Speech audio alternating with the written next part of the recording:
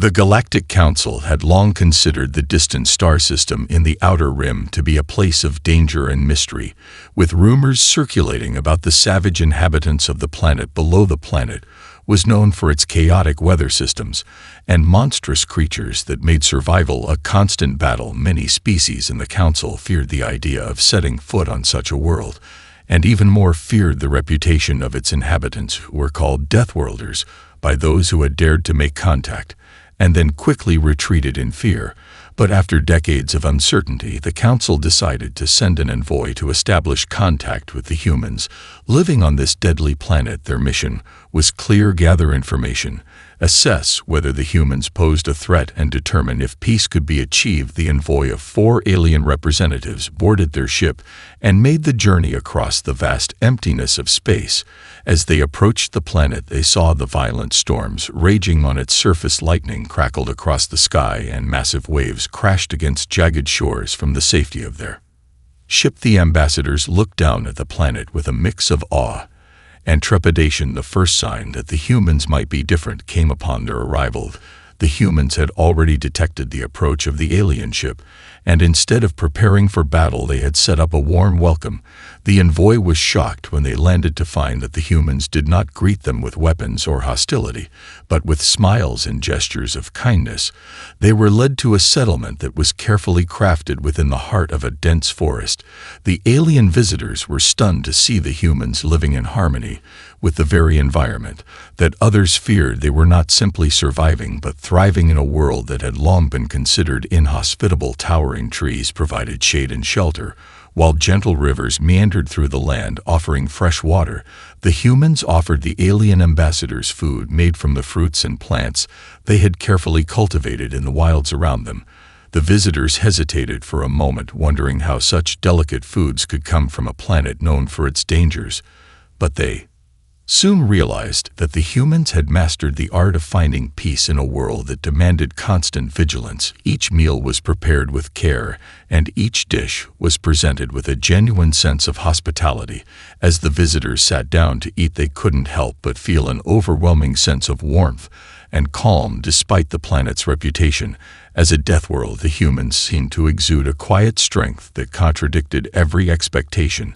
The ambassadors had prepared for a confrontation, but instead found themselves in a place where danger was respected, but not feared. They realized then that perhaps their understanding of the humans was based on assumptions formed from their own experiences of war and survival. They had come to this planet expecting to face brutality, but instead they were met with something far more unexpected: an invitation to learn and understand the truth behind the so-called Deathworlders. The delegation of alien envoys marveled at the settlement as they walked through the bustling human village, surrounded by tall trees that seemed almost to whisper in the wind. The humans moved with ease through their world, weaving between dense foliage and navigating rocky pathways as if they were one with the very land they inhabited, each step taken with purpose and grace. The envoys were hesitant at first, unsure of what they were witnessing. How could these so-called Deathworlders coexist with an environment so inhospitable? Yet as the humans spoke of their lives, it became clear that their existence was not about conquering the land, but understanding it. Each human they met seemed to carry a quiet strength, a deep respect for the planet they called home. There was no aggression in their words, no hint of violence, just a peaceful resolve that spoke of a long history of adapting to a world that demanded resilience, yet also offered beauty if one could learn to see it. One of the humans led the ambassadors to a small garden nestled between tall stone walls. The plants growing here were unlike any the envoys had seen before: bright flowers with colors that defied expectation and leaves that seemed to shimmer in the sunlight. The human explained that these plants were cultivated in harmony with the local fauna, carefully tended to so that both the plant life and the creatures that lived alongside it could coexist. The envoys were astounded to hear that the humans had spent generations learning how to live alongside their dangerous wildlife. Rather than fight it, they had tamed the planet not by brute force, but by empathy and understanding. The humans spoke of their relationship with the planet not as a battle for survival, but as a dance between the creatures of the land and the people who called it home. They didn't see the monsters that other species feared. They saw partners in the delicate balance of life. The ambassadors asked about the deadly predators that were so famous across the galaxy. Surely the humans must defend themselves against them. The humans responded with a simple answer: no defense was necessary, because they had learned how to coexist with the predators. They spoke of the creatures as though they were old friends rather than enemies. The envoys were skeptical. How could anyone be so calm about creatures that could tear through metal? Yet the humans showed them examples of their efforts to build bridges with the creatures, showing respect to the animals rather than fear. The envoys witnessed firsthand how a large predator known for its terrifying claws had been peacefully guided into a separate part of the forest, away from the village, by a small group of humans working together. The predator responded to their commands, not with aggression, but with cooperation. It was as though the beast recognized the humans as equals. The representatives couldn't comprehend it. How could the humans have such control over their environment? They had expected to witness raw survivalism, yet they saw something entirely different. What was this strange blend of strength and gentleness? How could these beings so easily move between the extremes of danger and serenity? The envoys were left with more questions than answers. They had entered this world prepared for a violent and chaotic species, but found themselves face to face with something far more complex and intriguing, a people whose true strength came not from their ability to survive, but from their ability to understand and adapt to the world around them. The alien envoys spent the following days traveling deeper into the human settlement and the surrounding wilderness. Guided by their human hosts, they ventured into forests teeming with life and across wide plains where creatures larger than anything the envoys had ever seen roamed freely. Yet, instead of fear, they found wonder. The humans moved effortlessly through their world with a deep familiarity that seemed to transcend mere survival. It was as if they were part of the land itself, rather than simply living on it. One day, the envoys were taken to a vast valley surrounded by towering cliffs, where the air was thick with the sound of distant roars. The humans explained that the valley was home to one of the planet's most dangerous creatures, a massive predator known as the Thundercat. Its roars could be heard for miles, and its claws could tear through stone. Yet the humans did not hide from it. They approached the valley with a calm demeanor and a clear purpose. The envoys were bewildered. How could anyone approach such a creature without fear? The humans led them to the edge of the valley, where they saw a group of them, the Thundercats. Their fur was a vibrant shade of silver, and their eyes gleamed with intelligence. The envoys stood in awe, not of the creature's size or power, but of the way the humans interacted with them. The humans did not try to hunt or fight the Thundercats. They simply stood their ground, calmly speaking in low tones, their movements deliberate and steady. It was then that the envoys understood the humans had not tamed the Thundercats through force, but through understanding. Over many years, the humans had learned the creatures' behavior patterns, their likes and dislikes, how they communicated, and how to move in harmony with them. The Thundercats did not see the humans as enemies, but as part of their environment. The humans had earned their place in the ecosystem, not through domination, but through mutual respect. The envoys were stunned. They had never seen anything like this before. In all their travels, they had encountered countless species who relied on weapons technology or sheer strength to survive. Yet here were humans living side by side with creatures that could easily destroy them. The envoys began to ask more questions, wanting to understand how the humans had come to this point.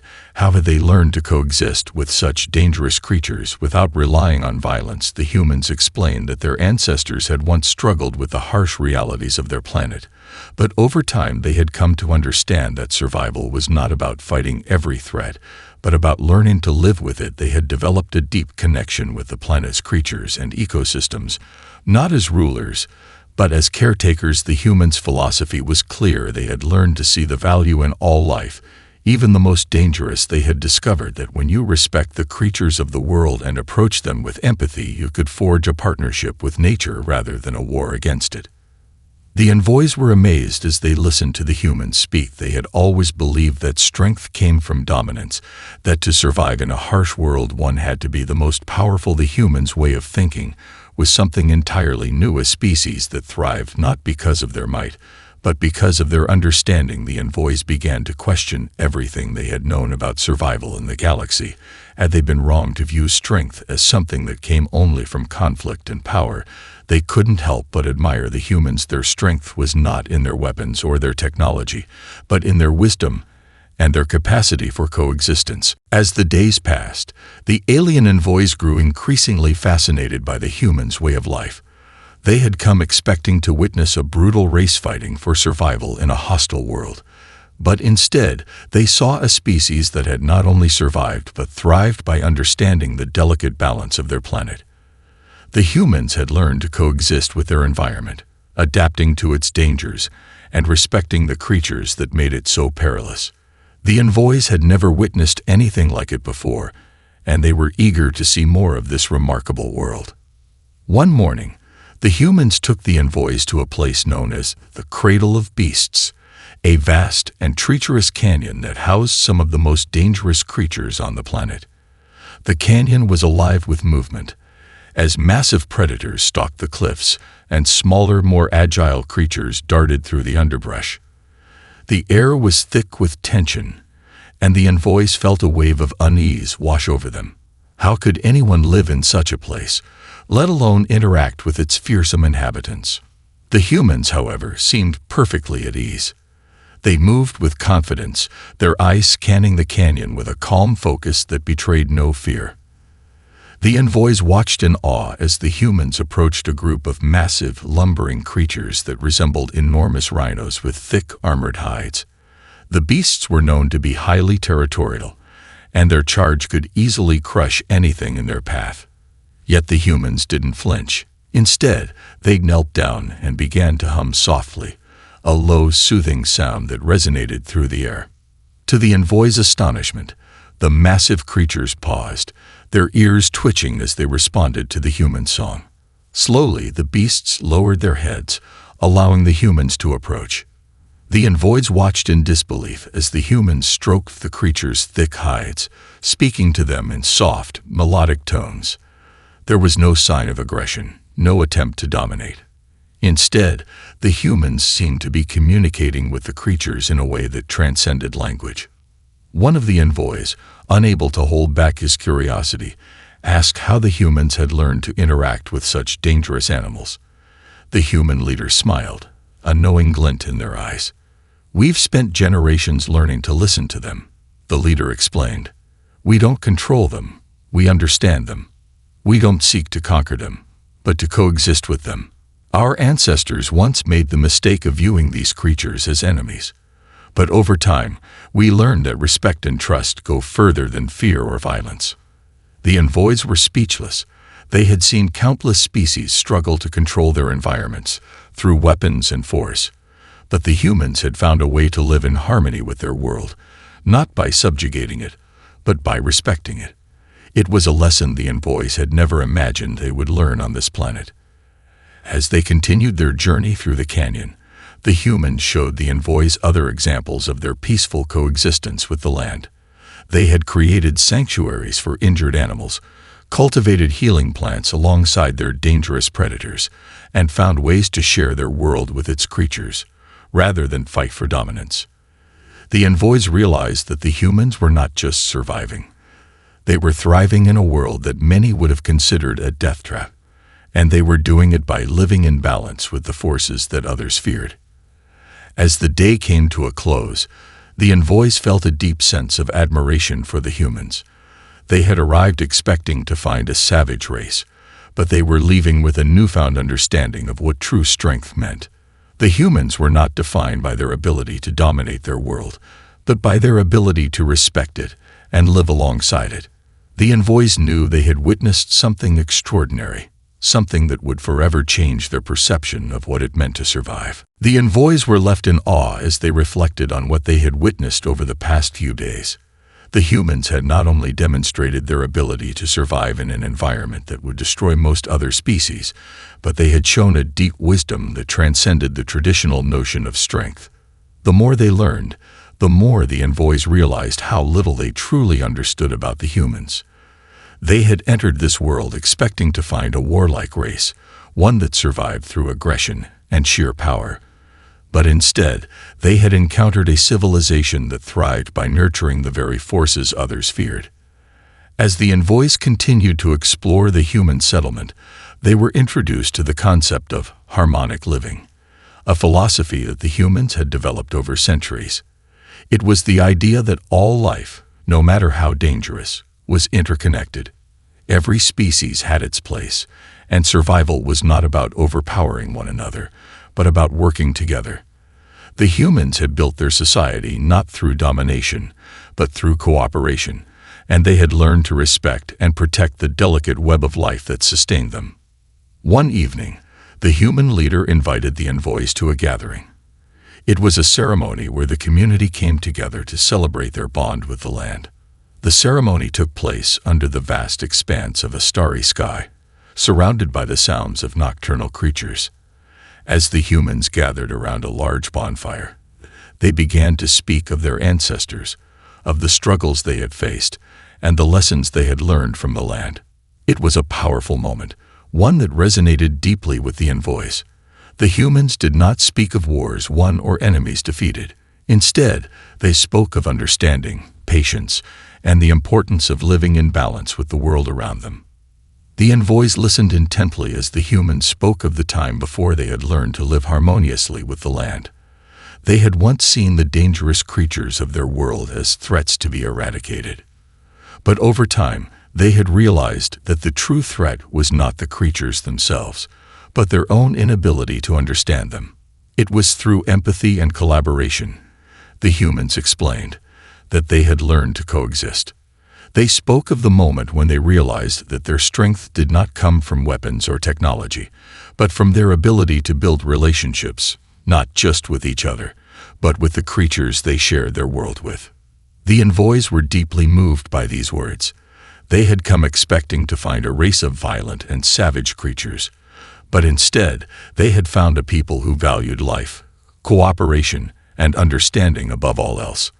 They had seen how the humans had forged partnerships with the most dangerous predators, how they had cultivated the land without exploiting it, and how they had created a society that lived in harmony with its environment. It was a lesson in humility for the envoys, who had spent their lives fighting wars and conquering worlds.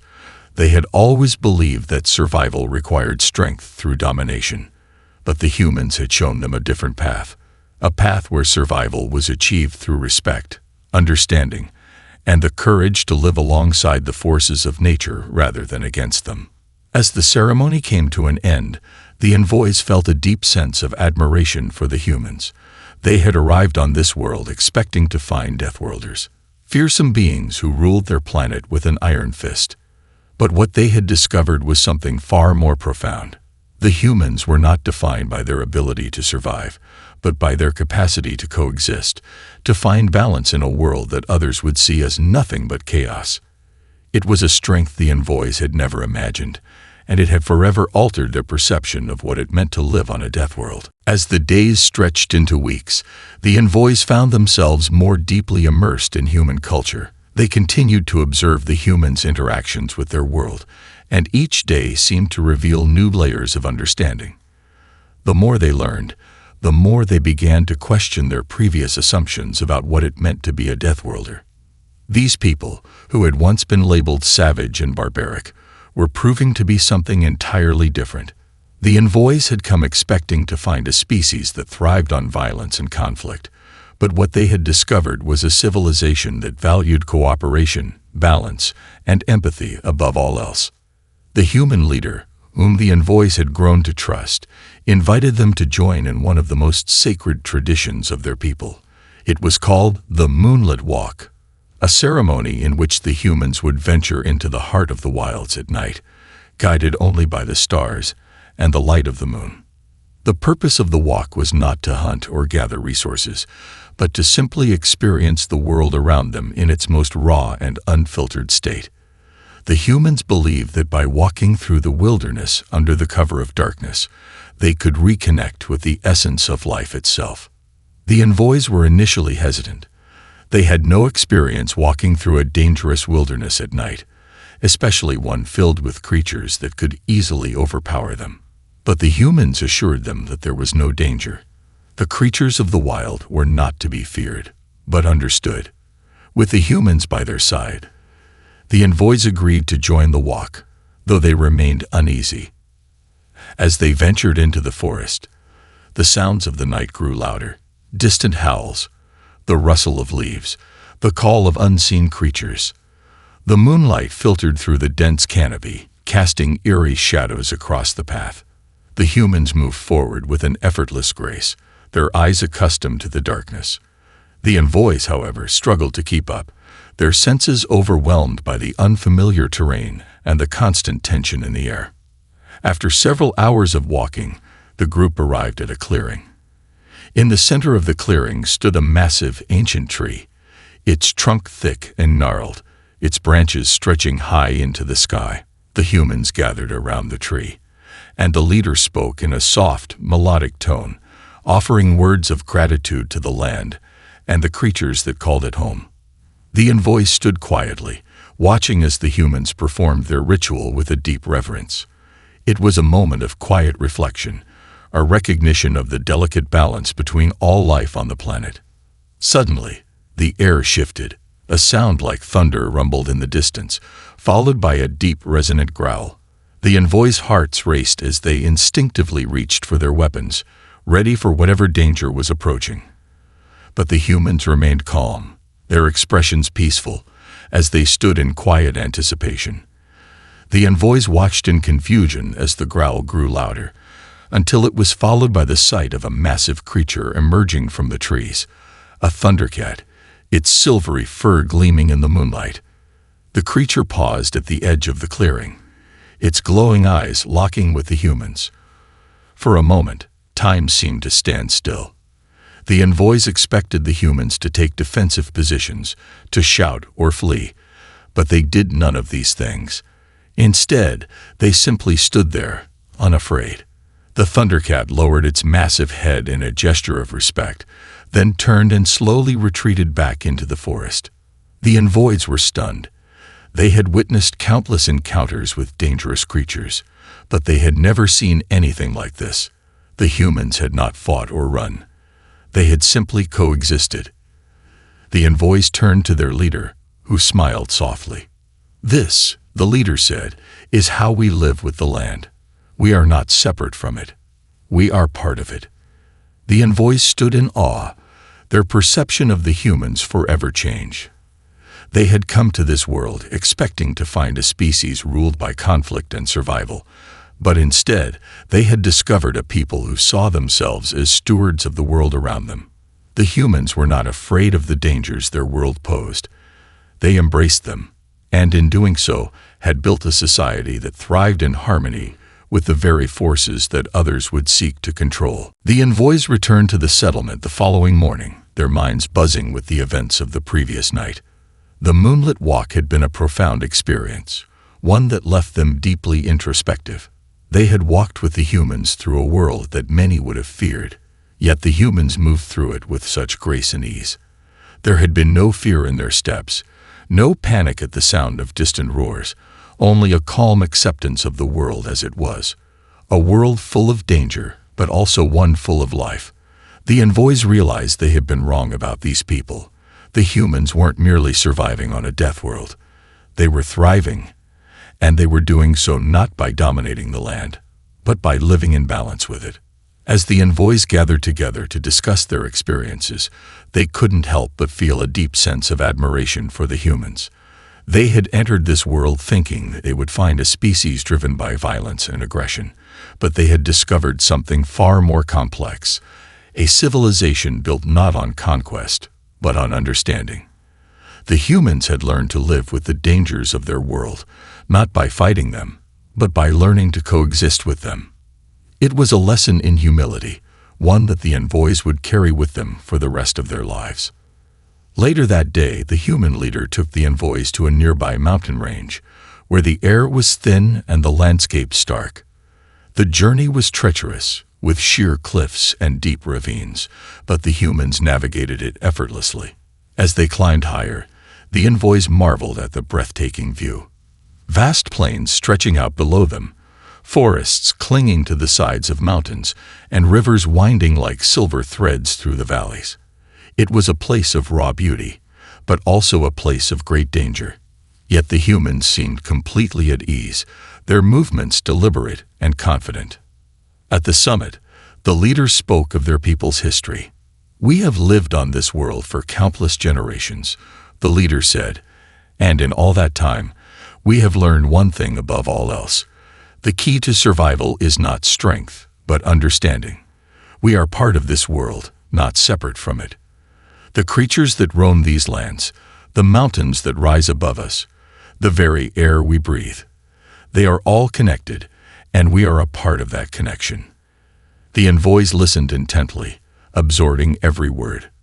It was a perspective that was foreign to them, one that challenged everything they had ever known about survival. They had always believed that strength came from the ability to conquer, to bend the world to your will. But the humans had shown them that true strength came from the ability to understand the world, to adapt to it, and to live in harmony with it. As they descended the mountain, the leader continued to explain the principles that guided their people. "We do not fight the land. We do not conquer it. Instead, we listen to it, learn from it, and respect it. We have learned to live alongside the predators, the storms, the harsh conditions that others would fear. We do not seek to escape the dangers of this world, but to embrace them, to coexist with them." The envoys were silent as they made their way back to the settlement.